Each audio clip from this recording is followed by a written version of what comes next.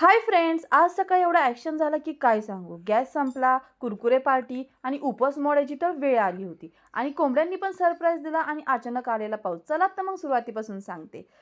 सकाळी लवकर उठले आणि सर्वात पहिला थॉट आला, अरे रात्री तर गॅस संपलाय. पटकन यांना उठवलं आणि गॅस आणायला सांगितलं आणि तोपर्यंत मी माझं आवरून घेतलं. अंघोळ करून आले आणि ते गॅस घेऊन आले. त्यांनी मला सिलेंडर जोडून दिला आणि मग काय, मी माझ्या कामाला लागले.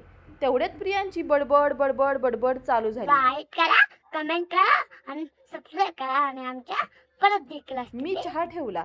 आई बाबांना चहा मात्र फुलपत्रात घ्यायला लागतो आणि मी तसाच गाळला आणि आमच्या दोघांसाठी मी कपामध्ये चहा घेतला. प्रियांशला आम्ही चहा देत नाही, त्यामुळे तो बसला कुरकुरेची पार्टी करत. त्याला कुरकुरे खाताना बघून माझा मोहच झाला आणि तोंडात टाकणार तेवढं त्यांनी सांगितलं, अगं तुझा तर उपवास आहे. अरे बापरे, उपवास तर मोडता मोडता राहिला. कारण आज आहे अंगारक संकष्टी चतुर्थी. आईबाबांचा उपवास नव्हता म्हणून मी त्यांच्यासाठी शेपूची भाजी बनवली आणि भाकरी बनवली. स्वयंपाक करत असताना दूधवाला आला. मग काय, दूध घेतलं, टिफिन भरला, कारण प्रियांशला स्कूलला सोडायचं होतं आणि हे गेले प्रियांशला स्कूलला सोडायला. ते येईपर्यंत मी म्हणलं चला आपण भांडी घासून घ्यावीत. ते आल्यावर त्यांनी मला बटाटा आणि मिरची कापून दिली आणि मी आमच्या दोघांसाठी मस्त बटाट्याची भाजी आणि खिचडी केली.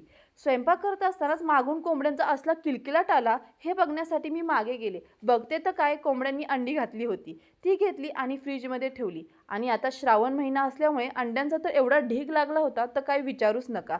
आता गरम गरम खिचडी आणि बटाटा फ्राय तर झालं होतं. मग काय, मस्त दोघांनी जेवण केलं.